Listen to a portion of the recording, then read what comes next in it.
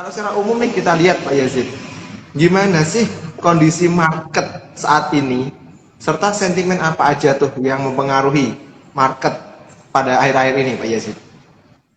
Ya, kita lihat bahwa investor masih cenderung wait and see ya terkait dengan kebijakan suku bunga terutama dari Amerika Serikat ya, di mana The Fed itu akan mengumumkan tanggal 22 September tahun ini atau di bulan ini gitu ya. Dan ini juga kebetulan berpapasan juga ya dengan Bank Indonesia yang juga akan melakukan RDG atau rapat Dewan Gubernur itu pada 22 September juga siangnya gitu ya. Nah, kemungkinan sih ada prediksi bahwa BI akan cenderung menaikkan suku bunga gitu ya. Karena kita lihat kalau di Amerika Serikat penyebabnya itu kan karena harga energi ya, harga minyak ya untuk transportasi yang cenderung mengalami kenaikan harganya. Di Indonesia sebenarnya juga sama gitu ya. Dan pemerintah sudah mengambil action untuk menaikkan harga BBM subsidi ya, Pertalite dan juga untuk yang dieselnya gitu atau solar. Nah, ini membuat BI ya mempunyai tugas yaitu supaya menurunkan angka inflasi supaya apa? Supaya pertumbuhan yang sudah berlangsung ini tidak tergerus oleh inflasi kan. Jadi selama ini kan pertumbuhan ekonomi kita sehat, di mana inflasinya lebih rendah tapi pertumbuhan lebih tinggi. Artinya apa? Dengan uang saat ini gitu ya, dengan pendapatan yang diterima oleh masyarakat itu tidak tergerus oleh kenaikan harga-harga barang gitu ya. Maka bahkan cenderung masih bisa menyimpan gitu ya, karena masih ada spreadnya gitu ya. Nah itu memang dari sisi moneter yang masih dicemaskan gitu ya. Selain daripada itu perekonomian Indonesia cukup solid ya. Kemarin raca perdagangan kita surplus 5 miliar US dollar ya, ini di atas ekspektasi para analis ya. Kemudian data-data dari kinerja emiten kita itu juga sangat baik mas. Misalnya laba bersih ya dari perbankan big cap kita gitu. Kemudian apalagi dari laporan keuangan saham-saham energi, terutama industri batubara ya, bahkan ada yang sampai ribuan persen kenaikannya. Nah ini membuat gambaran bahwa perekonomian kita itu cenderung sangat baik gitu ya. Dan hari ini pun kalau kita lihat IHSG ini mengalami penguatan 0,37%. Padahal tadi pagi pukul setengah, padahal kemarin ya di hari Jumat itu Wall Street itu kan memerah. Kemudian di siang hari ini juga bursa Asia kecenderungannya memerah. Tapi kita masih bisa bangkit, masih bisa tutup di zona hijau. Ini menandakan bahwa market kita itu dipandang cukup menarik gitu ya oleh investor asing, termasuk juga investor di dalam negeri juga masih tetap optimis dengan pasar saham kita. Ya, baik Pak Yazid. Menariknya adalah ya Pak, market kita itu malah cenderung naik menanggapi hal tersebut gitu kan. Padahal Yes. kalau banyak yang ngomong itu, wah ini sebetulnya nanti kalau suku bunga naik, gimana nih marketnya gitu kan, apakah merah atau apa? Ternyata malah naik. Ya. Bahkan minggu lalu itu IHSG kita sempat all time high tuh di 7.300-an gitu kan. Walaupun hari ini memang terlihat ditutupnya di 7.190-an. Artinya itu masih oke gitu kan Pak. ESG kita sebenarnya masih oke gitu kan. Nah, tapi yang ingin saya tanyakan Pak, kan tadi kita bahas terkait suku bunga, baik itu suku bunga Bank Indonesia, BI rate gitu kan, maupun suku bunga The Fed gitu kan.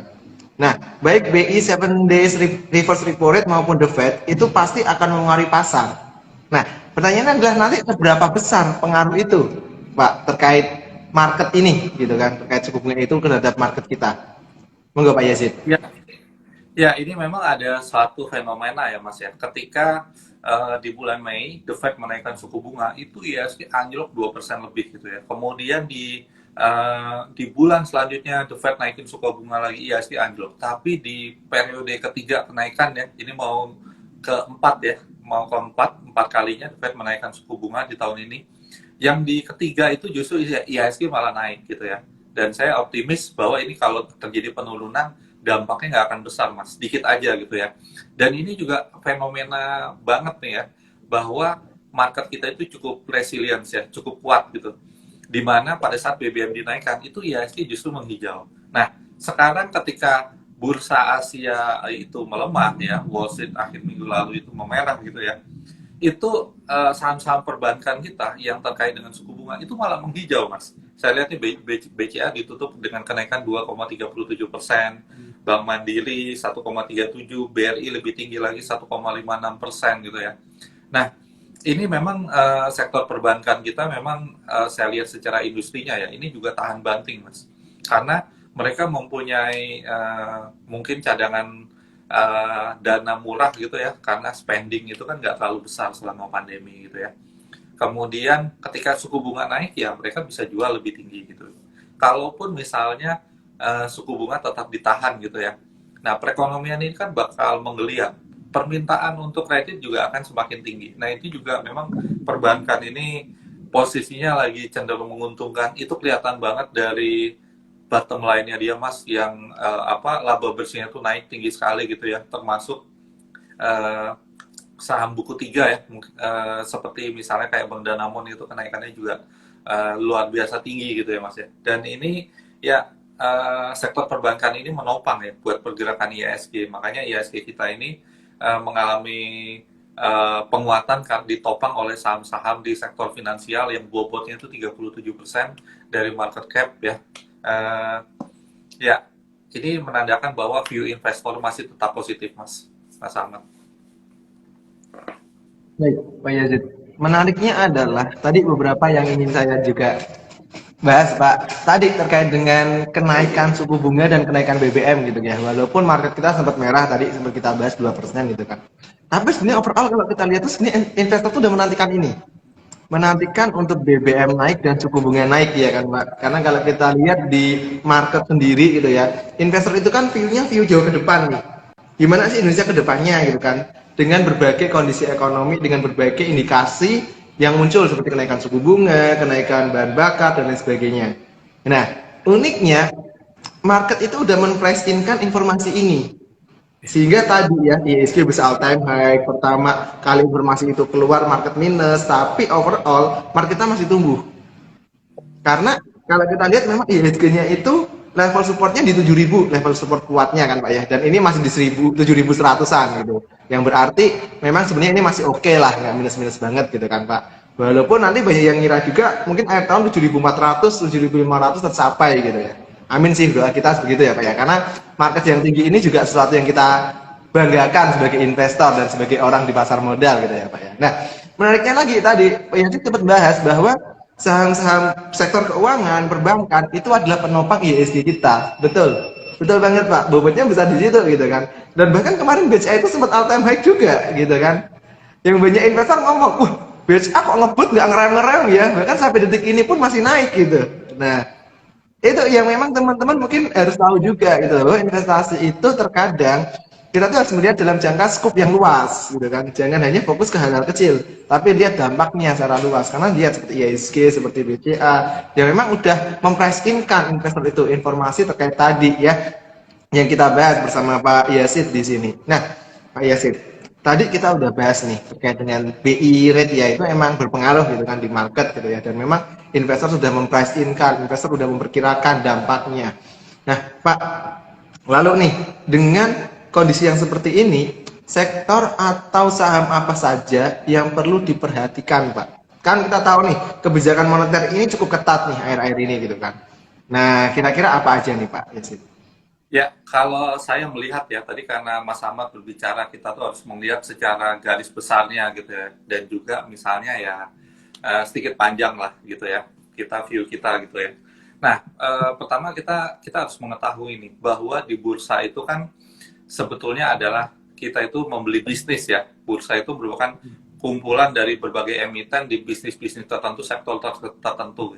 Yang namanya bisnis pasti ada cycle-nya gitu ya, ada turun naik gitu ya. Di saat misalnya sekarang misalnya saham-saham dia bisa dikatakan misalnya saham properti atau konsumer lagi agak sedikit turun, pasti ada yang naik gitu ya kan. Nah ini yang perlu kita lihat cycle-nya sekarang lagi kemana gitu ya.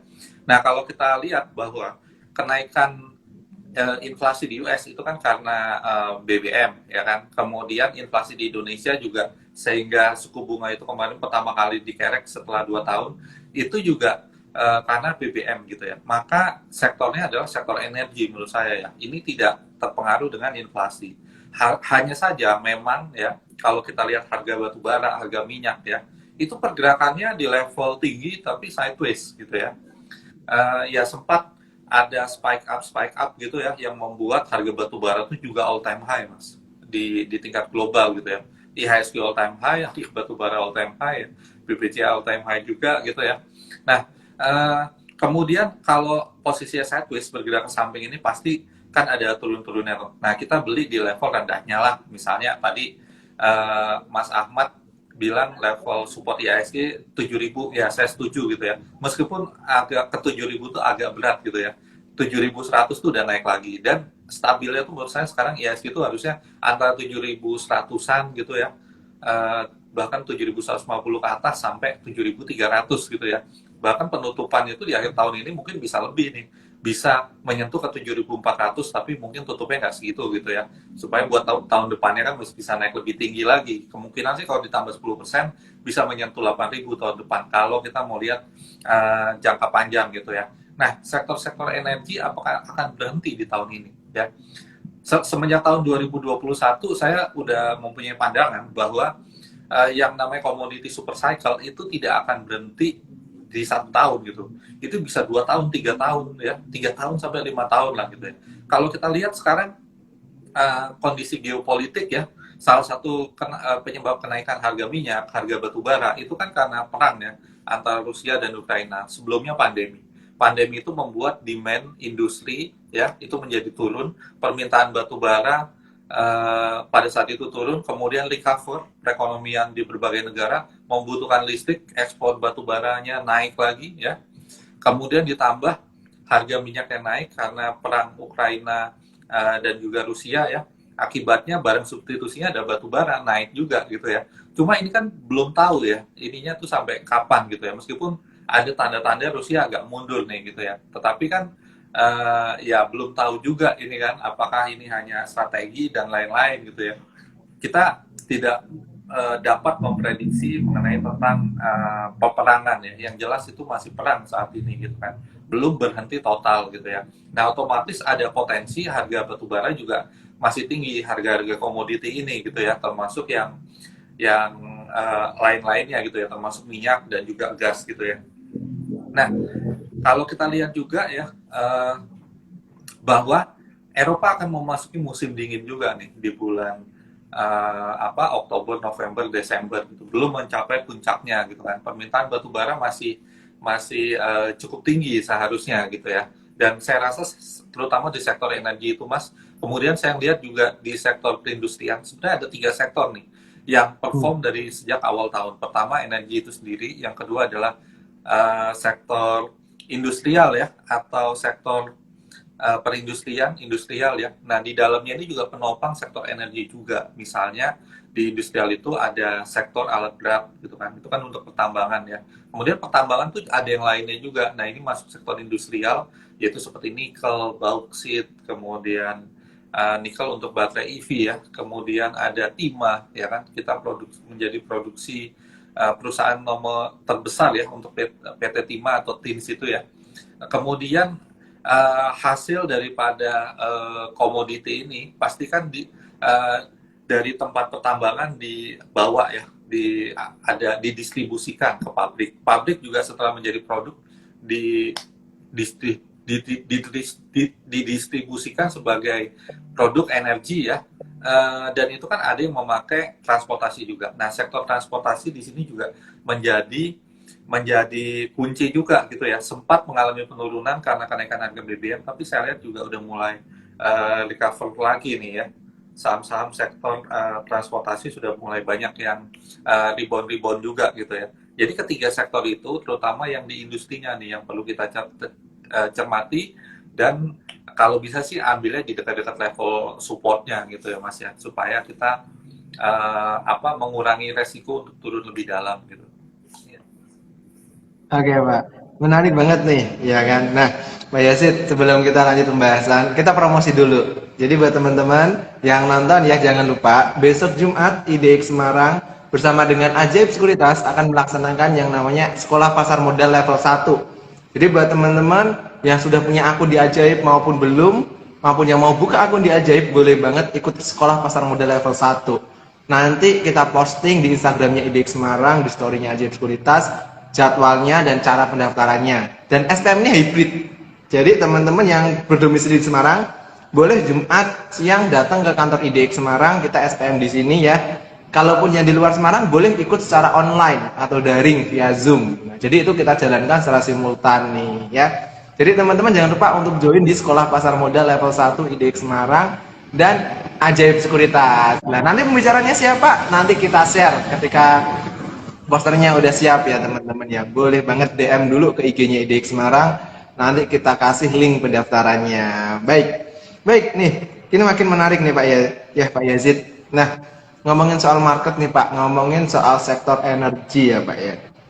Memang kalau kita lihat secara kinerja itu melejit Pak, ya kan. Tapi di sini ada beberapa kubu Pak, investor yang berpendapat. Pertama, tadi mungkin yang seperti Pak Yazid sampaikan bahwa energi ini mungkin masih akan bergerak selama beberapa tahun ke depan gitu ya. Ada yang optimis karena baik dari harga batu bara yang masih di atas 400 US dollar per ton gitu kan, baik permintaan yang masih tinggi gitu kan, Eropa yang mulai masuk ke musim winter di mana logikanya kebutuhan energi itu masih dikit dan lain sebagainya, perang geopolitik gitu kan. Ini masih optimis bahwa harga akan naik. Tapi ada juga yang beranggapan bahwa ini udah terlalu tinggi, ibarat kata bubble gitu kan. Bubble itu akan semakin tinggi akan semakin besar responnya untuk meletus gitu kan. Tinggal menunggu waktu katanya.